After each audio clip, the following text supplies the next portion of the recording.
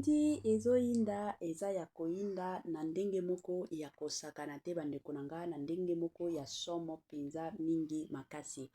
Bonjour, bonsoir et surtout bon après-midi, et cela ne dépendra qu'à l'heure à laquelle vous allez nous suivre. Bienvenue surtout sur notre chaîne Inès NM officiel. Bienvenue na balandinyo soyakala. Bienvenue na ba nyonso ya shika kande tolobaka na bino toujours et encore boyei malamu na chaîne abiso ya Inès NM officiel. En tout cas bandeko nanga soki eza mbala liboso esalemi que no boya kokota na chaîne abiso ya Inès NM officiel kande tokendaka nango na osenga na bino bo s'abonner massivement. Tango bozo s'abonaka bongo bobo sana pete kuklikaka sur ngonga ya notification malamu ngonga wana izalaka toujours et encore que non à chaque fois que Inès NM officiel akobandotiaka ba vidéo ya sika boko zala directement informé. Vous informer sur notre devoir, oui bien sûr, ezalaka toujours devoir na biso tokobo yango te pe tokotikala kowanga nango te eza toujours mosala na biso ya koyaka soki matière ezali tokoya ko informer soki matière ezate toko préférer na biso tokanga monoko mais soki bomoni biso cela veut dire que ya koloba ezozanga te ya koloba ezali na ndenge moko ya somo penza mingi makasi. Lelo toye bandeko nanga année ya sika solo ya sika agrandissement des troisième jambe kimobali esalaka te mpe eza mokie mama azosepela te na mbetu na gavke elamuki feti ezongi bamama mpo na baproblème ya mabota myome fibro trompe kis règle abondante ménopause ata okomi na 65 ans mama okobota mwana yoka bien dépression maladie mentale autisme ata mwana alobaka te mobulu makasi to mpe alalaka te tozali na solution na gavcare mpona loposo totikali nsima te vergete babengi nduta bouton tache 5 jours ya pamba oteli lokola lilala te uniforme tozali na gamme complète ya kopakola ya injection ya comprimé ya suppositoire esengo ezali mama olingi ovimbisa tolo pe nsima sans opération benga biso na lombangu papa mama yo oyo otungisama mingi na maladi ya hémorroïde interne to pe externe yoka na 2 jours ya bamba omoni changement ya solo ebongo mpona bokono ya diabète AVC tension to pe obésité gavcare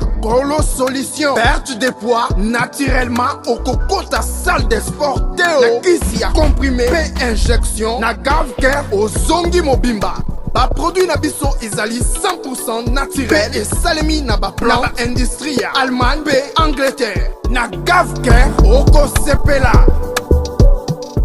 La famille n'a pas de prix, la santé plutôt n'a pas de prix. La famille, quand on a eu sarabino, bate la santé, soki ko bate la santé, na yote, mutolibanda akotikala ko bate la santé, na yote.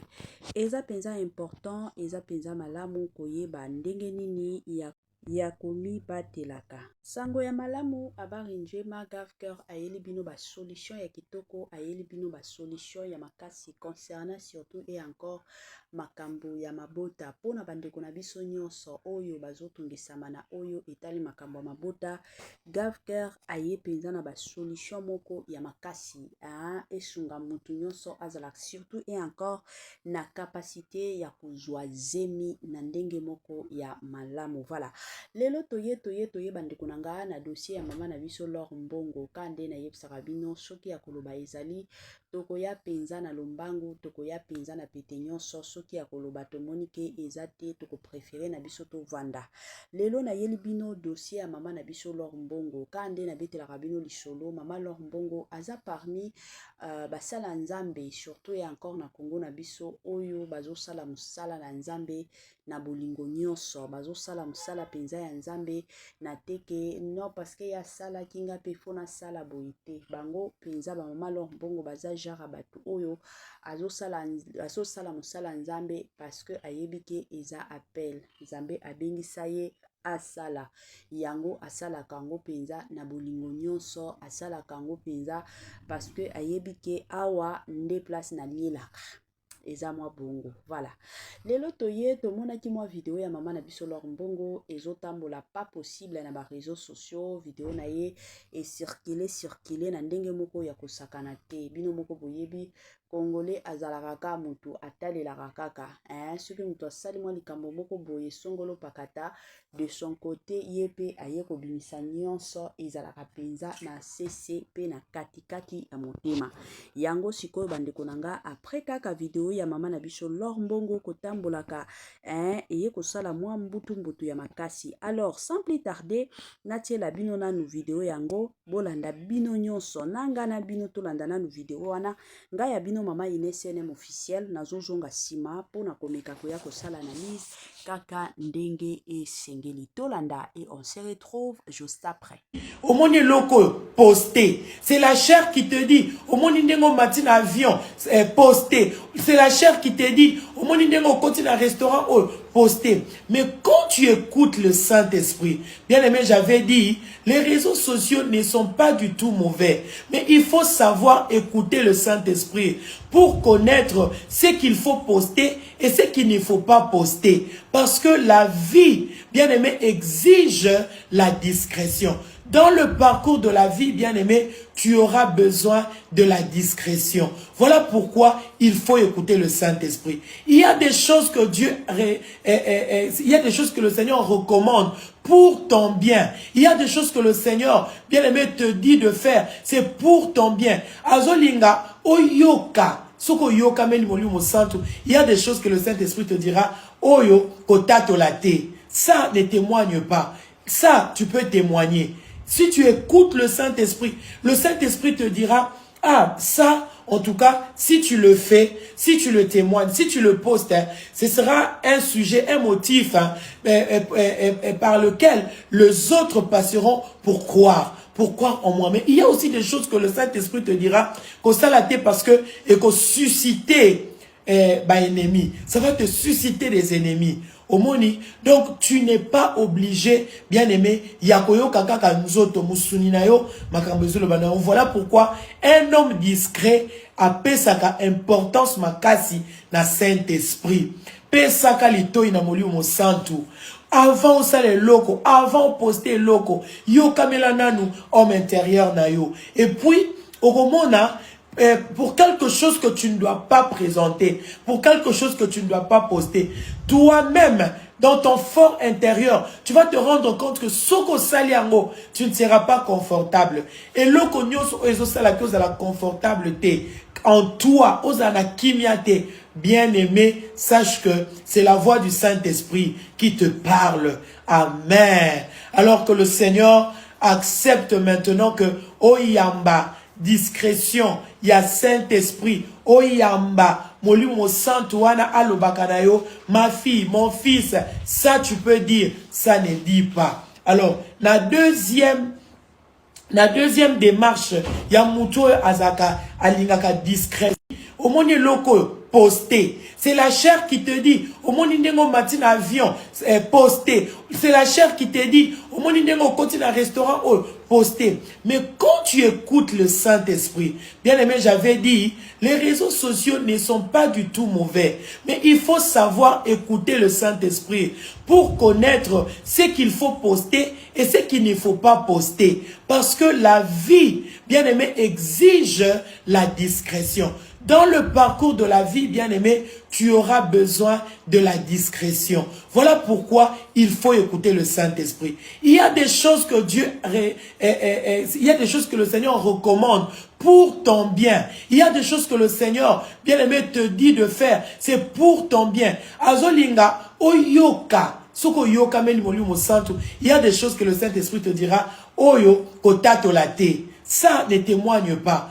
Ça, tu peux témoigner. Si tu écoutes le Saint-Esprit te dira, ah, ça, en tout cas, si tu le fais, si tu le témoignes, si tu le postes, ce sera un sujet, un motif par lequel les autres passeront pour croire en moi. Mais il y a aussi des choses que le Saint-Esprit te dira, que ça l'a été parce que, et que susciter ennemi, ça va te susciter des ennemis. Omoni. Donc, tu n'es pas obligé, bien aimé, yakoyo kakaka nzoto musuni na yo, makambezolo bana. Voilà pourquoi un homme discret a pesaka importance makasi na Saint-Esprit. Pesaka litoi na moli mo santu.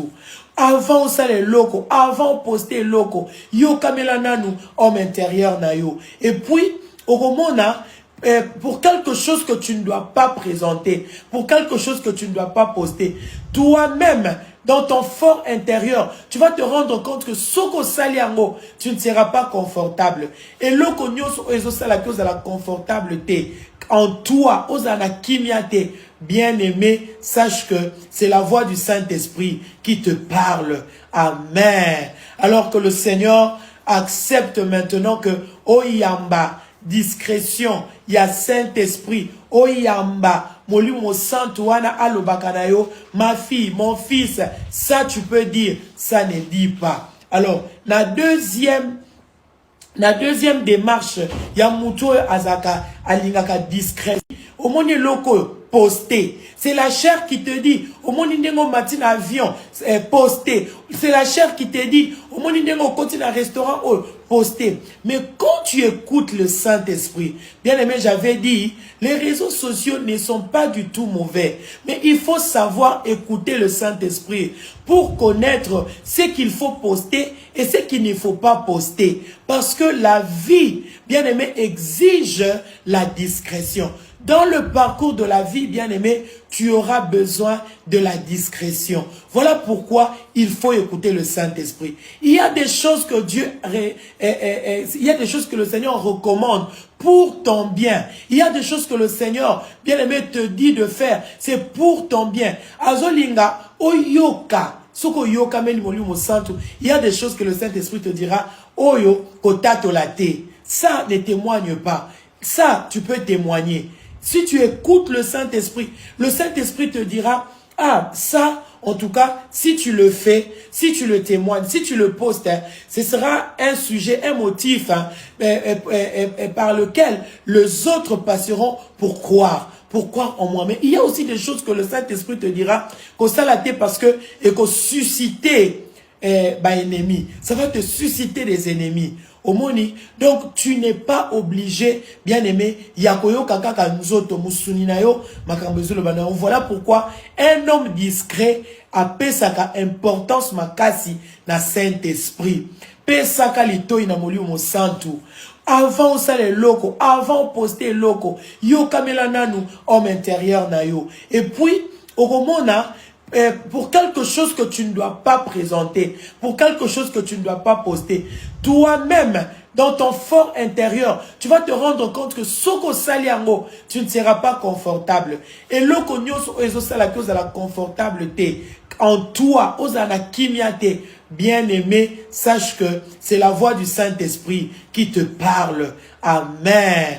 Alors que le Seigneur accepte maintenant que Oyamba, discrétion, il y a Saint-Esprit, Oyamba, Molimo Santuana Alobakanayo, ma fille, mon fils, ça tu peux dire, ça ne dit pas. Alors, la deuxième démarche, il y a Mouto Azaka, Alingaka discret. Voilà. De retour, la famille.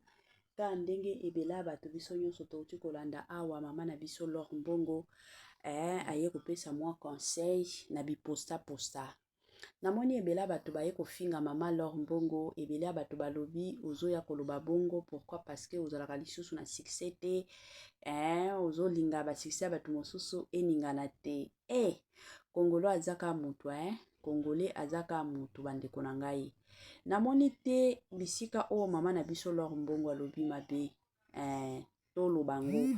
Namoni penza bisika oyo mama na biso Laure Mbongo alobi mabe, namoni te. Ezaka conseil, quand de bayebisaka biso conseil bapesaka biso ezalaka à prendre ou à laisser. Ce que monique conseil oyo concerné nga te, kolanda na yo yango te, kozwa pe yango te. Tika ba oyo baza concerné, ba o balingi yango bazwango. Pona ba o ba oloba te non succès ya mama na biso Laure Mbongo esili. Na oyeba te succès yango esili bozo se référer na nini. Na nini to na nani o bokoloba te non succès na ye esili. De mon côté to de ma part, naomona nanga bisika oyo succès ya mama na biso Laure Mbongo esili te. Mama Laure Mbongo azalaka toujours na succès na ye oyo biso toyebela ye. C'est parce que na ba mikolo oyo ayembaka lisusu te kobimisa ba album ndenge abandeki kobimisa ba album. Wana peut-être tokoki koloba. Mais en ce qui concerne succès na ye, ti lelo nga na monaka kaka mama na biso Laure Mbongo azalaka toujours et encore na succès na ye. Succès na ye bisika nyonso akendaka elandaka ye. Aza toujours et encore na succès na ye ezo accompagner ye partout. Na yebi te pourquoi bino na message o mama Laure Mbongo aye koloba message moko eza ya solo. Lelo ba Congolais ba koti na babuzo ba biposta posta. Bomoni ba stati, c'est bien. On postait au voyager, on postait au bimaki na famille na yoboke kolia, on postait moi makambo moko munene to musala sika oyo zui to zui libala. Mais lelo kati lelo oyo bomona ba dégâts ebele ndenge zo salema. Toko tananu kana makambo mabala. Combien ya ba jeunes o ba komi lelo abali après 4 jours à kufi? Combien ya batu o bazo kufa le même jour ya mariage na bango? Combien? Bande konanga. Combien? To mona biso nyonso. Tout ça, c'est parce que biso ba Congolais tozui stati ya WhatsApp, ya Facebook, place nini ya kolakisa ba vie na biso. Ekoma nango bongo. Biso tovanda na ba pays oyo eza pays ya mondele. Tozalaka na ba numéro ya mindele belene tinga bisika na salaka na mindele. Alors tozalaka na ba numéro na bango. En aucun jour omona na ba stati na bango wana batie o to voyager, o to planifier boye. Jaja, okotikala komona ngote. Mosusu bango biloko batiaka omona ka kendaki na yesoki na plage aye kokanga mwa photo ya mai ndenge plage ezalaki bato bazalaki occupé bato bazalaki ebele ba biloko ya bongo. Mosusu abando tambola na tongo amoni mo ba fleur moko na ndako moko ebimaki kitoko azui yango photo atie na stati na ye akomi lelo journée ezalaki penza kitoko depuis tongo. Nde ba biloko mundela tiaka mais biso batu ya ba mwindu ba Congolais plus précisément eza stati na biso to ya komila kisa. Soki mutu moko songolo pakata somba ki elamba robe na ya lataki. Lobi kuna soki yo pozalaka na elamba wana oke kolata okangisi otie pe na stati.